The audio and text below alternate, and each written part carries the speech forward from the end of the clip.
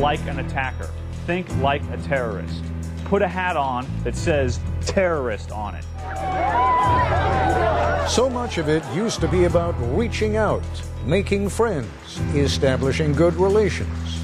Well, where would you use that at? How about underneath the seat of a car? Now it's so often about self-defense. When you're overseas, always assume that you're a target. This is the semi-automatic fire position.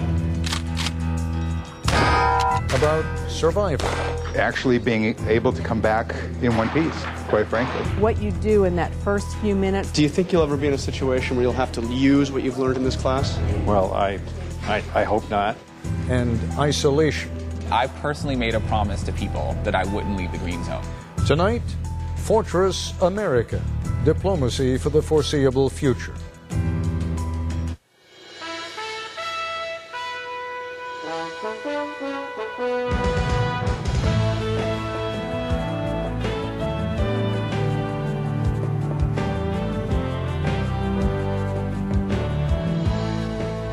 "25 years ago, Edward L. Peck was the U.S. ambassador to Iraq.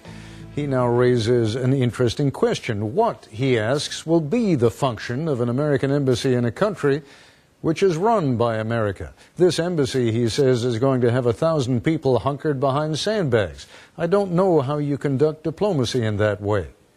Actually, there are going to be far more than 1,000 people staffing the U.S. Embassy in Baghdad. Among the 1,000 Americans with diplomatic passports will be the largest contingent of CIA officers in the world. There will also be at least 700 foreign nationals working at the embassy, and nobody yet knows precisely how many private contractors, but there'll be many hundreds more of those.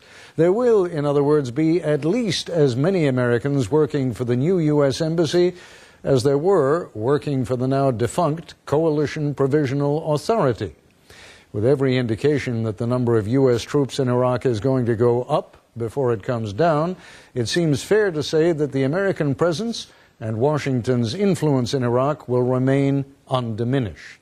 Still, Iraq's new Prime Minister Alawi has one exceptionally powerful tool at his disposal: sovereignty.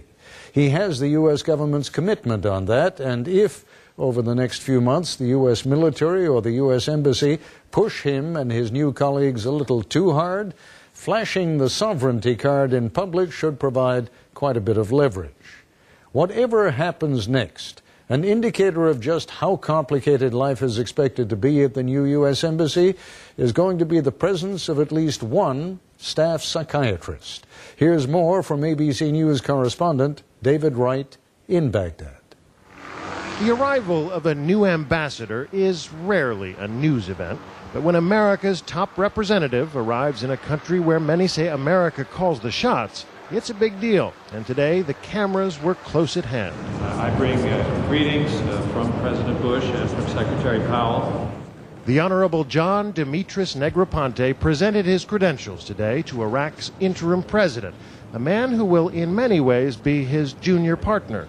As long as 140,000 U.S. troops are on Iraqi soil, as long as $18 billion in reconstruction projects are at stake, the Ambassador Extraordinary and Plenipotentiary of the United States of America to Iraq is no ordinary diplomat. Negroponte will preside over the largest U.S. embassy in the world, deep inside what staff members refer to as the Emerald City, the Green Zone, Watch out for the manhole there. the safest neighborhood in Baghdad. The embassy is still under construction. So's the country. Security is obviously a big concern. That's why the U.S. has decided to hang on to this building, despite a suggestion from Iraq's new president that they move out.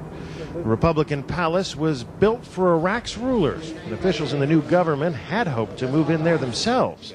But the U.S. has said no for now. Iraq may be a sovereign nation, but its presidential mansion, for the time being, will be an annex of the U.S. embassy. So from a symbolic standpoint, you're right. It's not appropriate for us to be here. But from a practical standpoint, it would have been more irresponsible to start uprooting thousands of Iraqis to find space just so on a point of principle and symbolism we wouldn't be here. The Republican Palace is inside a fortress of concrete barriers and military checkpoints. And U.S. officials point out the previous occupant had already vacated the premises when the army rolled into Baghdad. But the decision to stay here is controversial. They can take another palace of Saddam Hussein, why not? But not the presidential palace, the old one, the historical. This is a symbol of Iraq's sovereignty. Yes, putting American flag on it. This will be very, very troubling. I mean, show me another building that can accommodate how many people we need in this building. I mean, I'm open to it. It's not something, I can just tell you, it's something we looked at a lot. They will have more than 1,000 staff members. People like Zaid, a young foreign service officer from Maryland. For the past few months, he's served as the coalition's liaison with the Iraqi Governing Council. I know personally half of the Iraqi cabinet here, which I think is pretty amazing for somebody who's 28 years old, you know, government worker in the United States to know half of an Iraqi government. But Zaid, who speaks fluent Arabic, doesn't know many ordinary Iraqis. Most of these people have never been inside the green zone. In Saddam's day, the palace was a forbidden city, and these days it still is. For most Iraqis, there's just a different landlord now. The people in the green zone would never come here, not without body armor, not without a military escort. For them, everything outside the Emerald City is the red zone. And is it true they call it the red zone? Yeah. That's a little weird, isn't it? Well, red, bad, green, good. Red, stop, green, go. Which doesn't say much for the rest of Iraq. U.S. workers don't need to go out. Inside the green zone, there are restaurants and bars. There's a pool and a gym. Assalamu alaikum. There's even a faux Iraqi bazaar where shopkeepers sell pirated DVDs and souvenirs of Saddam Hussein. And it's relatively safe here, not like the rest of Iraq. The workforce includes hundreds of Filipinos, Pakistanis, and Indians. 1 week before the handover, these workers arrived from Nepal. Never mind that Iraq has a huge unemployment rate, U.S. contractors in the green zone prefer foreigners, who are seen as less of a security risk. It's the businessman center. Here will be some secretary. Iraqi developer Abbas al-Bawi doesn't share that view. Like a concierge? Like concierge and businessman center. Okay. He's building a luxury hotel in the red zone. This area, it will be the downtown or the city center of Baghdad, and it will all the nightlife will be here, all the pubs, all the whatever you find for the cinemas, hotels. Yes, it is a very reasonable area for such activities. Yes. You're an optimistic man. Yes, very. So you want this to be the Four Seasons of Baghdad? Yes, I hope. When it opens in August, the Shana Shell Hotel will boast 24-hour room service, high-speed internet, Italian marble bathrooms, and shower heads imported from the States. Al-Bawi even has the bathrobes and toiletries ready to go. His workforce? Yes, all Iraqi, 150 persons, from engineers and technicians and... He started building the day after Saddam Hussein's statue came down, and he's already planning 2 more luxury hotels. For him, all of Baghdad is a green zone. This is David Wright for Nightline in Baghdad. And, we import... When we come back, the diplomats headed to Baghdad prepare for the most dangerous posting in the world. American diplomats headed to foreign postings learn language, culture, etiquette, but thanks to a new training course from the Diplomatic Security Service of the State Department, they are also learning about weapons and first aid. Here's ABC's Jonathan Carl. This is the semi-automatic fire position. Guns and diplomacy usually don't mix. But for the first time, the State Department is requiring diplomats to learn how to use them. Just push it up and give it a tug. These people won't be armed in Baghdad, but if the security people protecting them are killed or wounded, they may need to grab a weapon and know how to use it. For State Department analyst Victoria Alvarado, who had never in her life shot a gun, that means learning all about machine guns. Gave me a basic idea of how a weapon is put together and how to shoot it. In fact, I found the shooting the easier part. For 7 months now, the people who will be working in the new U.S. Embassy in Baghdad have been coming here to West Virginia to train for what they are calling the most dangerous diplomatic assignment in the world.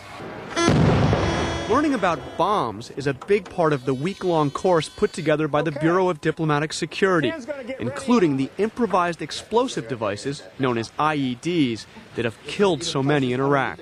Tie this string to your car. IEDs can be disguised as anything: briefcases, boxes, coffee can lids. Where would you use that at? How about underneath the seat of a car? To see how much damage even a small explosive can do, the instructors put one stick of dynamite on the dashboard of a car. 2, 1. The results are evident: the windshield blown out and enough force to kill anyone in the front seats. When you're overseas, always assume that you're a target. Take a look at your vehicle, search that vehicle. I wouldn't have wanted to be in there.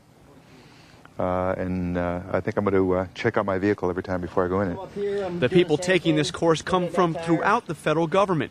This class included employees of the Federal Aviation Administration, the Commerce Department, and even the IRS. They have all volunteered to work for the U.S. government in Baghdad.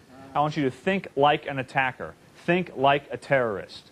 Put a hat on that says terrorist on it. The course drives home just how dangerous that assignment can be. Everything you touch should be evaluated for its potential use as a weapon of some kind. Everything.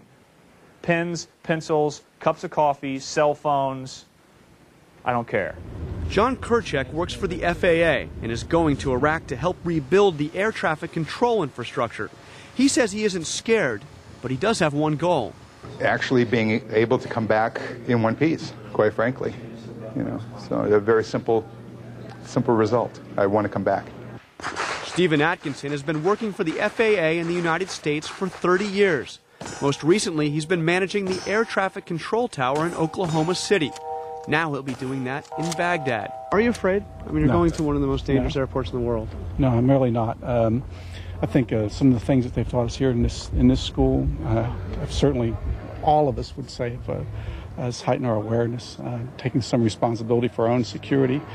The Baghdad-bound Americans also take a crash course in what to do when the bombs go off for real. What you do in that first few minutes that you're with someone who's injured, you make a difference in whether they live or die.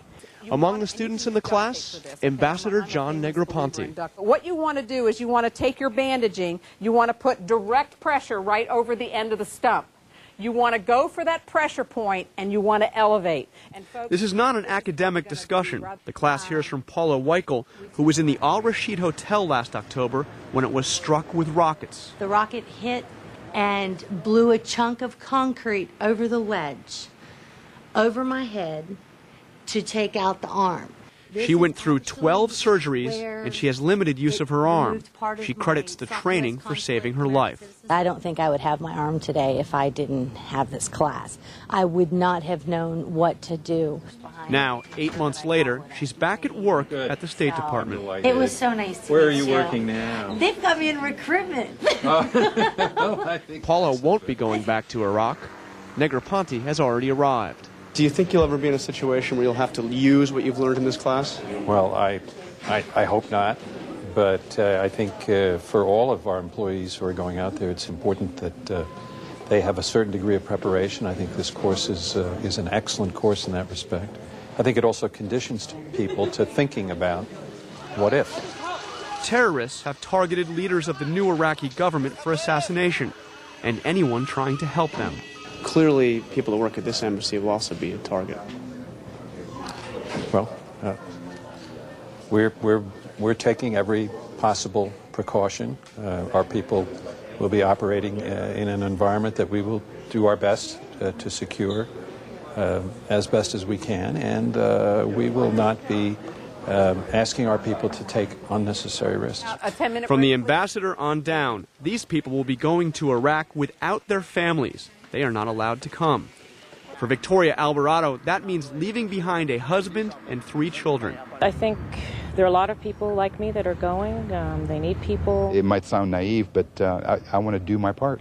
I've never done it. I've been in the military, but never, in harm's way. It's just a challenge. They ask for volunteers. I volunteered. There's the opportunity to help a young democracy get started. And these people are not alone. The new U.S. Embassy in Iraq may be the most dangerous, but with more than 1,000 Americans working there, It will also be the largest in the world. Jonathan Karl for Nightline in Washington.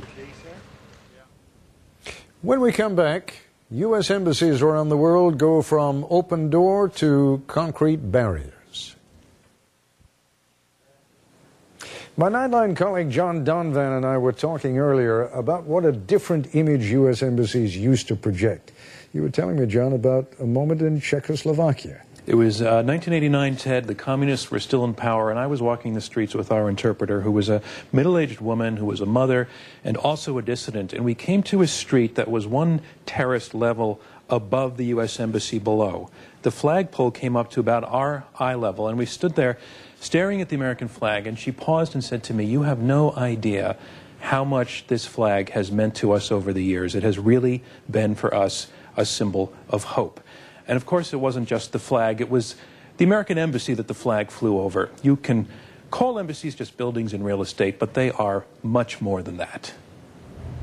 For a long time, they were visible examples of what people around the world thought of America. A place to admire, a place to get to. China, they were lined up to get visas to visit the U.S. Moscow, the same thing. These pictures date from the 1980s.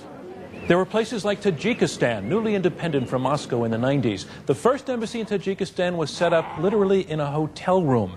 The diplomats did their own dishes in the bathtub. Locals with business there simply walked through the door.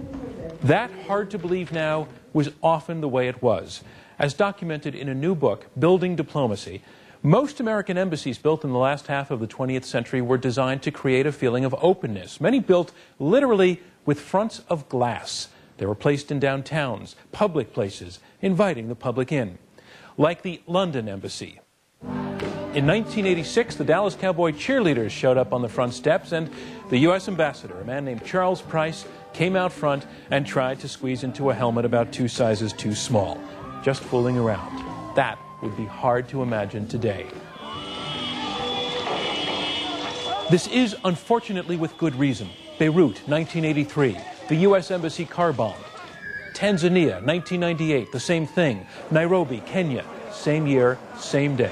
It was an al-Qaeda operation.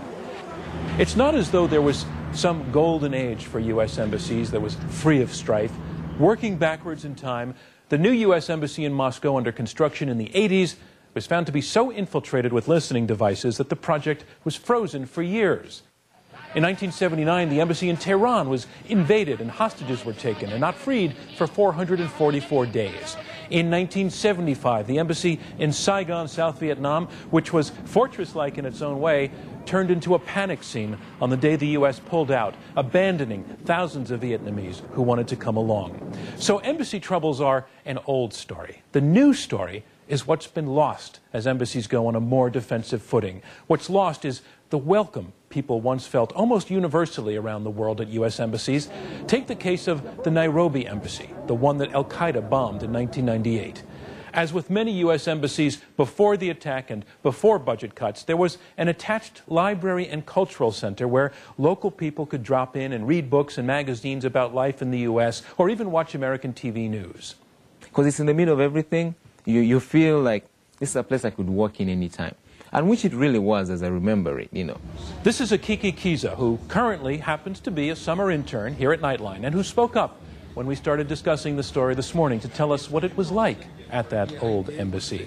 And the message was like, well, we as Americans, let's say, we are free people. We encourage you to come to us. We are not people who are going to put you in jail. We encourage you to be free. We encourage you to express yourself. Nairobi has a new American embassy now, and it sits behind a wall. It's way out of town. There is no that one-on-one, I could say, involvement. So it becomes more of like a secluded own place, just like a little island. It becomes it's only the privilege you can get there. That, unfortunately, is practically the opposite of the message sent by that American flag that flew over Prague and gave its people hope for all those years. I'm John Donvan for Nightline in Washington. I'll be back in a moment with a closing thought.